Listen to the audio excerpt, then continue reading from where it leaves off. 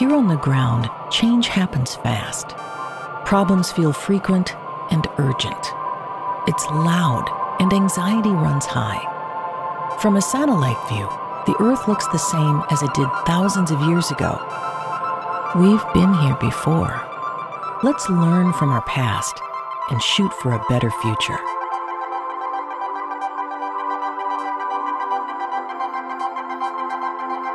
Hello and welcome to this episode of A Satellite View. I'm Todd Mickelson, your host, speaking at you from Sunday, September 21st, 2025 in the space and time continuum.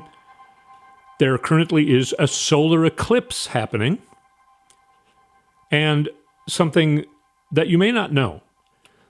Our moon is exactly the perfect size and distance between the sun and Earth that when there is a solar eclipse, the moon becomes the exact same size as the sun from our vantage point when it eclipses the sun. And that's why it looks so incredible when you're actually in the path of it. It immediately, we see the solar flares and everything because the moon blots out the actual sun and we can see what the sun has around it that we normally can't see because the sun itself is too bright. The moon is the exact perfect size and distance between the Earth and sun so that it is the same size as the sun from our vantage point because, of course, the sun is so much further away and so much larger, and the moon blocks it out. It's very anomalous. Also, the moon, when it is orbiting the Earth, it also is spinning at the exact right speed so that we always see the same side of the moon. We can't see the moon spinning. We always see the same side. There are no other moons in our solar system or any that we observe anywhere that act in this way, that have these principles. Just the Earth's moon. All right, that's the main thing I wanted to tell you this week. We do need to think about other things other than Donald Trump and his BS. So that's something. All right. I would like to point out, though, that the changes that are going on and the shifts that are happening this week are not going in the direction that Donald Trump or the Project 2025 people would like for them to be going. Their distractions are not working. Their distractions are making everything worse. Here's a story that just came out either yesterday or today, I think yesterday. Carol Leonnig, a great reporter. She's an investigative reporter for the Washington Post. Her and her colleague Ken Delanian broke a story that before the Trump administration came in, Tom Homan, who is now, what is he? He's the guy who's telling ICE to go in. You know, he's at war with AOC all the time. A story broke that he was being bribed. He was accepting bribes for offering things in the Trump administration because he was anticipating being in the Trump administration. He met with FBI agents who were working undercover as business people, meeting with Tom Homan, offering him bribes that he accepted. Most people would be being arrested right now and would be going on trial and be going to jail. But the FBI, under Kash Patel and Donald Trump, stopped this investigation. Carol Leonnig broke this story. Thank you to Carol Leonnig for being an actual journalist in this day and age. Wow.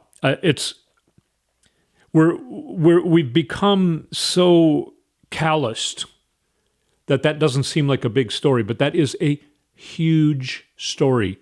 A member of the presidential cabinet was found in a FBI investigation to be accepting bribes. You think Trump's even going to fire him? No, probably not. Among other stories, I am going to give you updates on what's going on in Ukraine and Russia, because we're not hearing it in the Western media whatsoever, not just the now completely corrupt United States corporate media. And I got to say, Man, I'm having more and more trouble tuning in with MSNBC even. It's useless, waste of time. They're talking about what, the Trump administration hopes they will be talking about, spending too much time on the Charlie Kirk thing. Charlie Kirk was not a good person. Now that is turning. So last week, even if you used Charlie Kirk's own words in media, you were fired. It happened. MSNBC fired somebody. I talked about it last week. Matthew Dowd. Fired him for just saying, hey, hate will bring hate back, something like that. I mean, it wasn't even oh my God. Anyway, so Congress actually set aside a day, I think it was the 14th, as Charlie Kirk Day or some BS, and they had a moment of silence on the House floor, and Trump told everybody to have their flags at half-mast. You don't do that for somebody like this, especially somebody like this. And AOC, of course, went on the House floor after, by the way, she tweeted, "Who's the illegal now, Tom Homan?" Because Tom Homan really has it in for AOC. It's gross because it seems like he's got a crush on her. He thinks she's super hot, but he looks basically, his head is a big chunk of spam. And of course, AOC is not reciprocating any being attracted to him. So he's like a little boy, just like all of them are. And he's picking on her because he's got a crush on her. He calls her stupid. Anyway, now getting back to the Charlie Kirk thing, AOC went on the House floor and said this was not a good person. He said this and that. And other people, also Jasmine Crockett was on a show, I think this morning or yesterday, and she was talking about how horrible Charlie Kirk was. He was a horrible person. No, I'm my own boss, so I can't fire. I mean, I could fire myself, but I'm not going to because I said Charlie Kirk's a horrible person. Now, like I said last week, of course, it's horrible that he got shot. I don't think anybody deserves to have such a violent demise as that. But that was supposed to be a big distraction, and it was supposed to turn MAGA against the left and maybe start the Civil War. That's what the people on the other side were thinking. I think that's what they were thinking. And instead, it's just a big feces show. I mean, it's hurting Kash Patel because he is just showing how stupid he is, by making the announcement, we got the guy, we got him. And then it's like, oh, I guess we don't got him. It took him, I don't know, a couple days to get him. And it's looking more and more like it's not him. This guy, Taylor Robinson, it's looking more and more like he is the Lee Harvey Oswald of this particular incident. I just hope he doesn't end up dead over this. But it's amazing how there are these guys who are like sharpshooters. They're really into guns. Some of them are truly experts and have worked in the military as sharpshooters, and they know a lot about this stuff. And those guys, if you go and find them on YouTube and stuff, I'm sure there are some Democrats who are sharpshooters in the military, but these guys don't look like those guys. These guys look very MAGAt. They look very, like they would hate me, like they'd beat me up in the grocery store parking lot. And they are saying that they're not believing this story at all. First of all, a 30-06 round, they would demonstrate, at 200 yards, that piece of ammo, they have these test, like heads, that they use to figure out what's going to happen if a bullet goes through somebody's head. Anyway, I've seen multiple videos where these guys shoot a 30-06, the same ammo that supposedly was used here, and it just blows the whole thing up. It's a very, very powerful round. It's kind of like Donald Trump getting hit in the ear with a powerful round, and he doesn't even have an injury. It's BS. It's complete BS. And these guys are criticizing the FBI. They are saying the FBI is lying to us. And there's proof the FBI is lying to us because they're giving out contradictory stories left and right. And some of the stories are just absolutely unbelievable. These guys talk about, he's going to assemble the gun. He walks in with it assembled in his pants. Okay, that's impossible. And they demonstrate all of this. It's kind of funny, actually. And then he disassembles it, but then he assembles it again, and then he disassembles it. And then before he leaves it in the middle of the woods, he decides to assemble it again. And this whole time, he's on the run for his life. He changes clothes 3 or 4 times or something stupid. He supposedly disassembled the gun and made it to the other side of this building's roof in like 6 seconds, including changing his clothes for the 2nd or 3rd time. It's way out of hand. They did a better job of it in 1963. And of course, there weren't cell phones in 1963 with everybody having a camera. There was one piece of film that existed, and it was kept away from the public for 13 years, 12 years, I think. Anyway, in this, they can't keep their stories together. Nobody believes anything the FBI is talking about this. And of course, the one question is, where is that round that supposedly killed Charlie Kirk? And there was no exit wound. I mean, these guys blew up these heads. They're talking about really gross stuff. Like if that really happened with that round, the wall behind Charlie Kirk would have been, I'm not going to keep going, but I mean, it was like there wasn't blood on the stage, and really, really weird. And it just looks like they staged this thing and they just did such a poor job of it. Now, I do believe Charlie Kirk died. I do believe he was hit with a nasty piece of ammo. I saw a video of that. He can't fake that. But it's just so weird and nobody's buying it. Nobody is buying it. It's turning MAGA more against Trump and Kash Patel and people like that. So the Charlie Kirk incident did not go the way they hoped it would. And yes, I'm saying the way they hoped it would. And yes, I'm insinuating that it was done on purpose with their knowledge or consent. Do I have to say for entertainment purposes only? I don't know. I mean, I don't know that everybody's talking about this. They have their own channels. These ammo guys are talking about this. It's pretty incredible. Also, the Jimmy Kimmel thing. I think Trump thinks that's a great thing, and the right thinks that's great. Oh, he was such a bad guy. Even though they're saying Charlie Kirk, they're basically making him to Jesus Christ at this point. But Jimmy Kimmel is the bad guy because he jokes about how absurd and ludicrous Donald Trump is. And for one of the least offensive, even if you're Donald Trump, things that Jimmy Kimmel ever said on his show is why ABC fired him, or Disney, I guess, fired him. I saw somebody said, and I don't know this at all, but somebody said Disney lost like $3.6 billion since they fired Jimmy Kimmel. I don't know if that's true. I've heard about a lot of people canceling their streaming of Disney Plus and Hulu, I guess, that Disney also owns.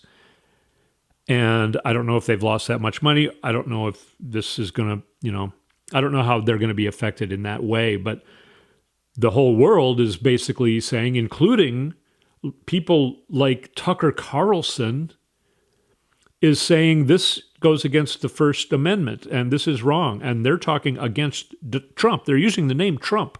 Trump is wrong for doing this, for threatening these things.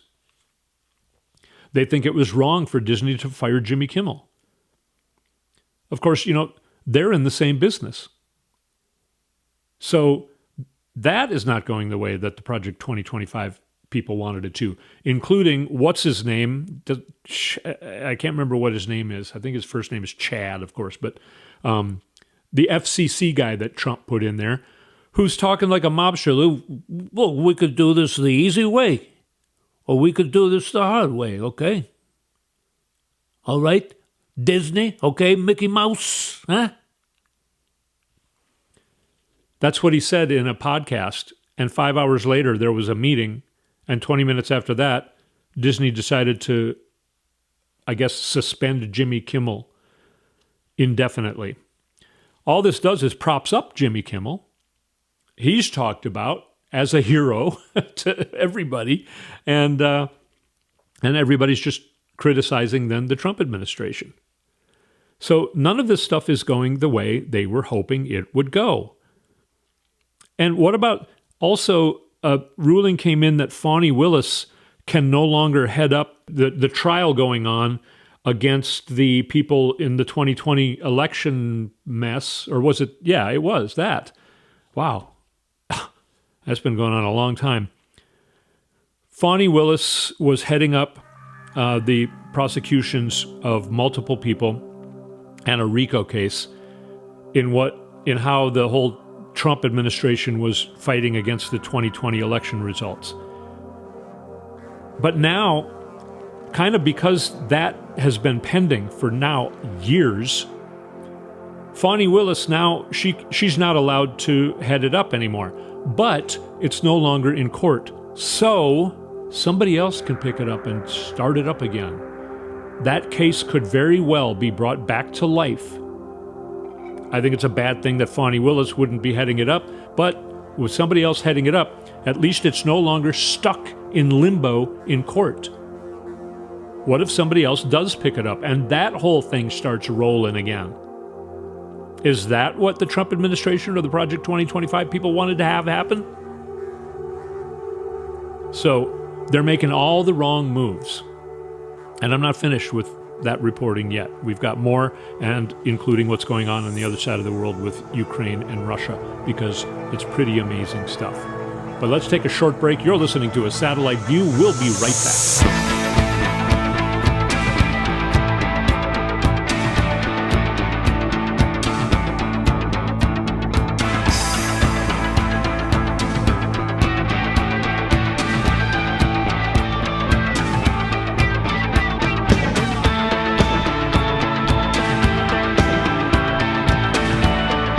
We're back.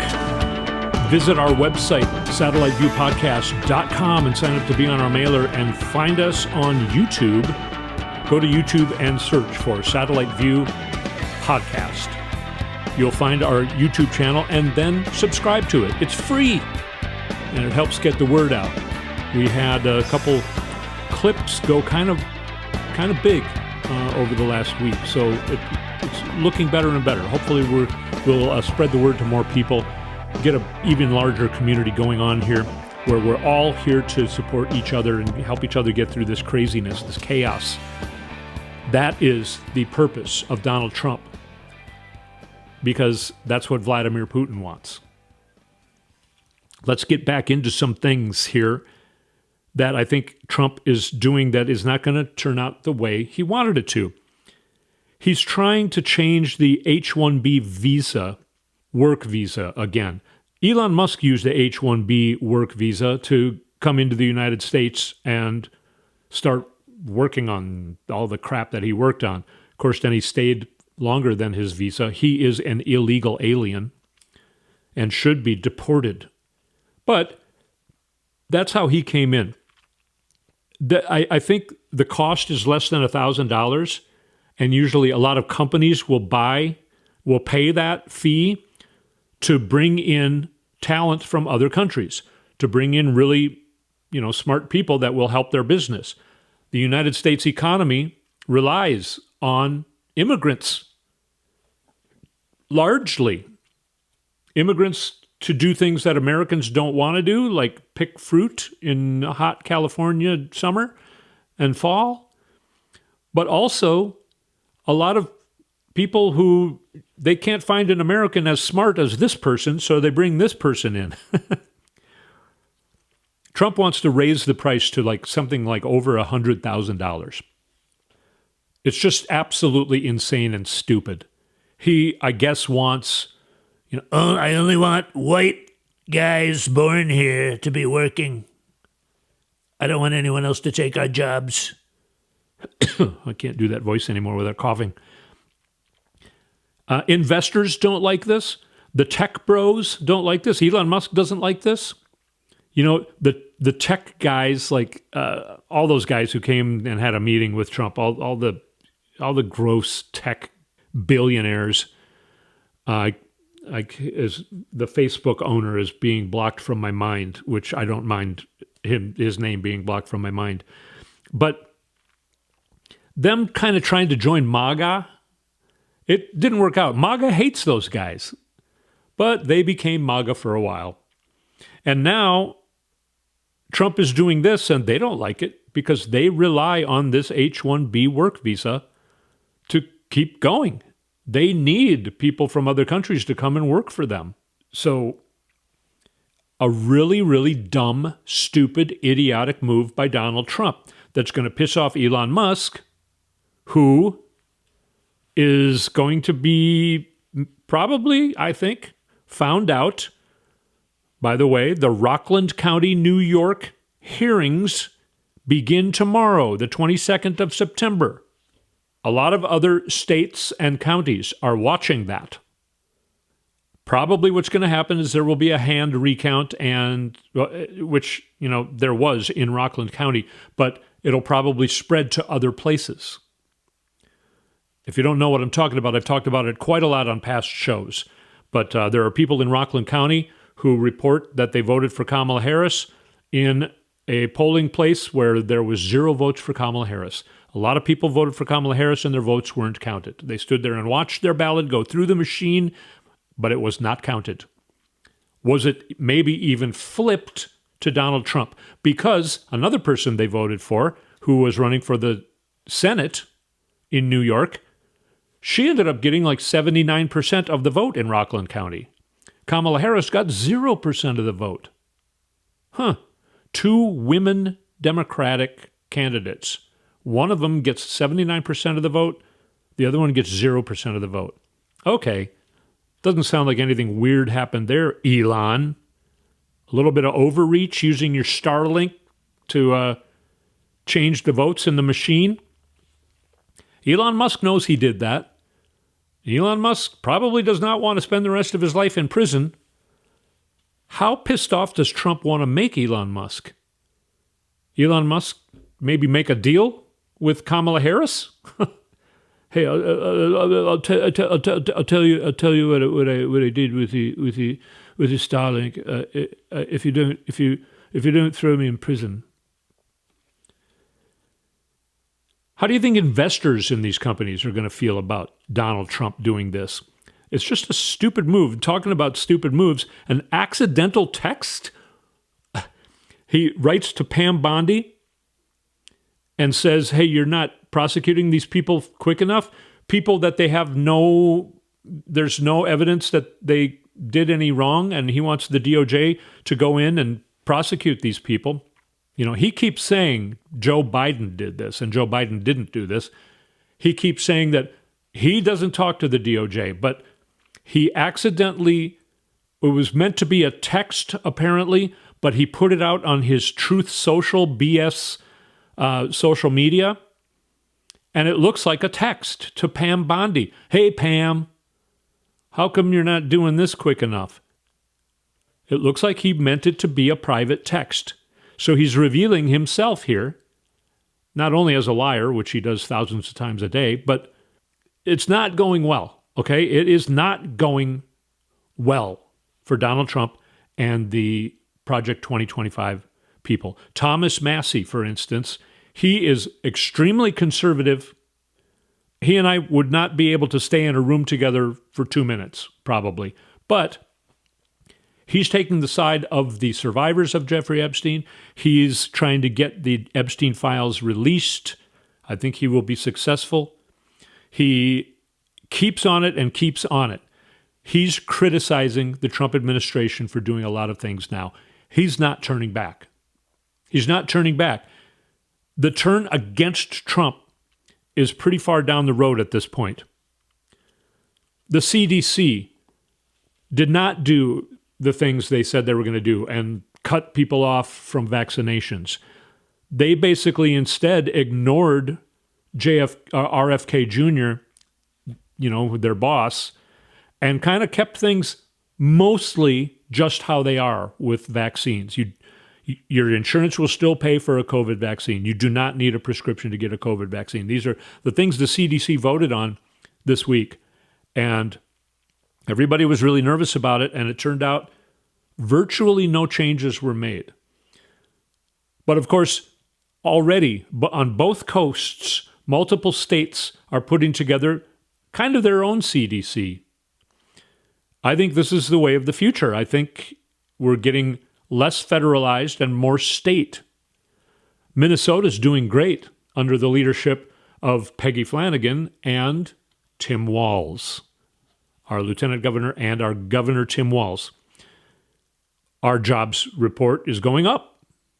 Our economy's doing great. We're feeding kids food for free in schools. We're doing good things here in Minnesota, and we can afford to do it, and our economy is strong. Why should we be brought down by Trump's BS? That's what a lot of states are lining up and talking about. You know, sort of like a secession. Not militarily like happened in the Civil War in the 1800s, but like, hey, if you're taking the federal government in this direction, you're going to try and cut us off from taking care of our people, we're not going to listen to you. We're going to get our own systems in place. Seems like that is happening. I also wanted to point out that Donald Trump plays a role here. Him saying, grab them by the you-know-what, talking about women, that led to the Me Too movement, which empowered women quite a lot. And now here we are with the Epstein survivors possibly making their own list and releasing it somehow. They're gaining power. We're not finished hearing from them. The Epstein files are going to come out some way or another. And I just hope Trump is still alive to see it, because it's also looking like he could cack at any moment. So let's move on now. I think I finished that list. I want to tell you about Russia is lying, trying to lie to their own people, but their own people are not buying it. They just approved a budget for 2026, and it resulted in people taking all their money out of the banks, or all that they were allowed to take out of their banks. The Russian GDP at the beginning of the invasion in 2022, February of 2022, the Russian GDP was 4.3%. Now it is 1%. Their economy is in the tank. They keep lying about these successes. One general sent some saboteurs, they were soldiers, he had them in plain clothes going into these Ukrainian towns and raising the Russian flag, taking a video or a picture of the flag being in this Ukrainian town. And then the Ukrainian military just was like, oh, I recognize where that is. And they sent drones in and killed the guys. So the Russians lost dozens of soldiers, and that general who sent them in there, or I think it was a general, but their commander, let's say, trying to lie about a victory, ended up killing his own people. So they're doing things like that. They're trying to lie about victories, and it is not going well. I have a long list here. You got to keep in mind, the budget of Russia is the same size as the budget of Texas. Although Russia's landmass makes it the largest country in the world, its size does not help it. It hurts it. It hinders it. Its physical size, without being able to have a more robust economy, is a huge hindrance. Already, people can't afford the normal amenities to survive, and this is coming into the winter of Russia. Not looking good for the Russian people. Ukraine blew up all 16 major railway nodes they finished blowing them up this past week. They started this in the beginning of August. They also have blown up, I don't have the exact number, but it was more than 14 of their major fuel refineries. You can't get fuel right now in Moscow. They're out of gas. People are waiting in line perpetually at this point. Also, Ukraine found where a place where Russia was hiding its ammo, and they blew up 500 tons of ammo 2 days ago. Okay, the fuel and gas crisis is incredible. There are places where you cannot get fuel. There are people trying to publish. There are people hunting for where to get fuel, and like trying to talk about it online. But there's, even if they lead people to the fuel, there's not going to be enough. I'm talking about an incredibly bad situation that Russia is in and Vladimir Putin is in. And it's believed that Vladimir Putin is being lied to as well. He just keeps sending guys into the fodder. He makes them cannon fodder, however that goes. I don't know how that I guess they're the cannon fodder, right? But they also struck pretty much all the training camps, at least in the western part of Russia. Ukraine struck them. There were thousands of Russian guys killed, trainees. They have had well over 1 million Russian soldiers die in this war. They're talking about possibility of 1.2 to 1.3 million Russian soldiers, Russian young men, and now boys and old men too. The Belarusians, if you remember, Belarus was on the side of Russia, and they were giving troops to fight in Ukraine against Ukraine. Now they have turned against Russia, and they are highly trained. They were modifying their ammo and doing things like, hey, if we put this certain thing in our ammo, we shoot it into the forest here where these guys are hiding, the whole place lights on fire. They're not even trying to shoot the guys, but they light basically where the guys are on fire. Also, Brazilian troops they arrived in Ukraine for the side of Ukraine, and they encircled a town called Pogrovsky and killed or took prisoners of all the Russian soldiers in that town. Brazilian troops. You know how many a Brazilian is? That's an old joke. Big Russian offensive was canceled because there are basically no generals left. The FSB, which is basically Putin's intelligence, the FSB has arrested 16 of their own generals, Russian generals, since, I guess, 2020, a little bit before the war. That's because there's betrayal at the top. Putin and the Kremlin is scared right now. This week, Russians surrender, I think yesterday actually, Russians surrender in Donetsk. There were 7 Ukrainian towns freed from Russian occupation in one day, which I think was yesterday. And there's also sabotage from within Russia. There are people in Russia risking their lives and starting routing boxes for railroads on fire so the railroads get blocked up.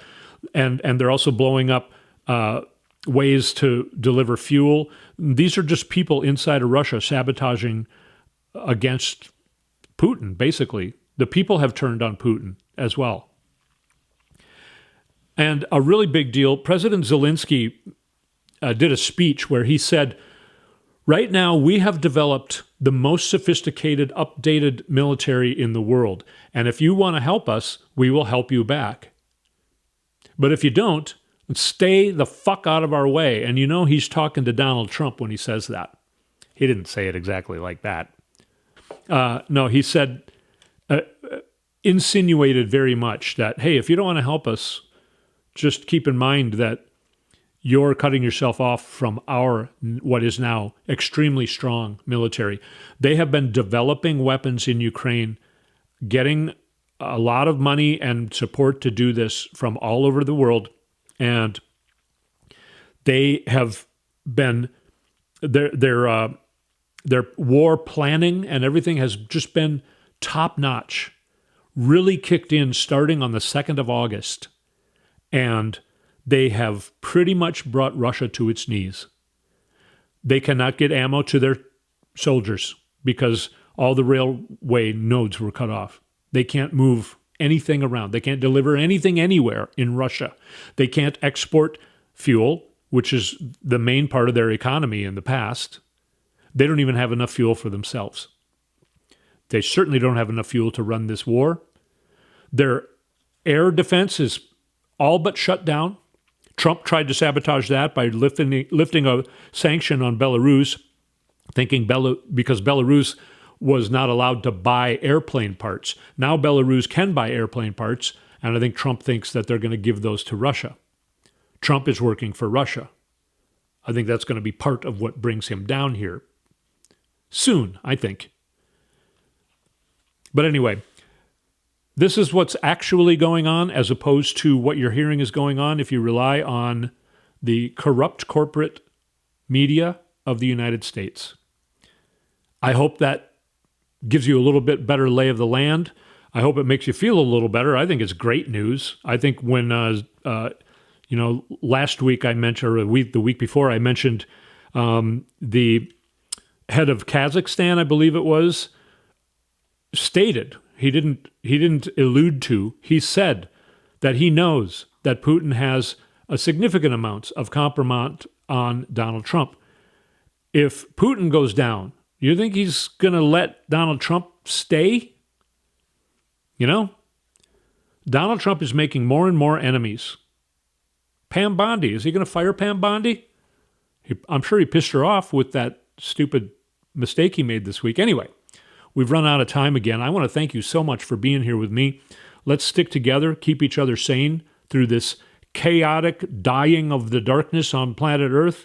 We will see better days. Soon, we will see better days. This is coming to a head.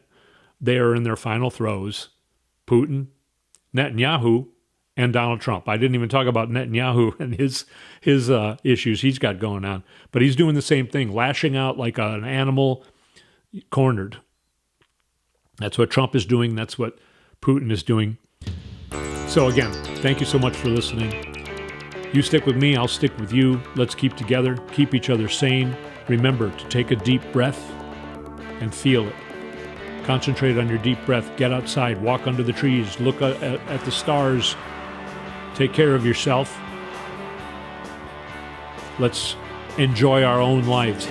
He cannot stop us from doing that. Do not give him that kind of power. He doesn't have that kind of power. Let's not let him have it. All right? So again, thank you so much for listening. We'll speak at you next week.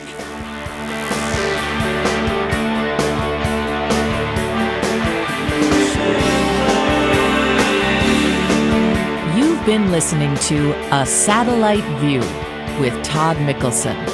Go to toddmickelson.com for links and more information.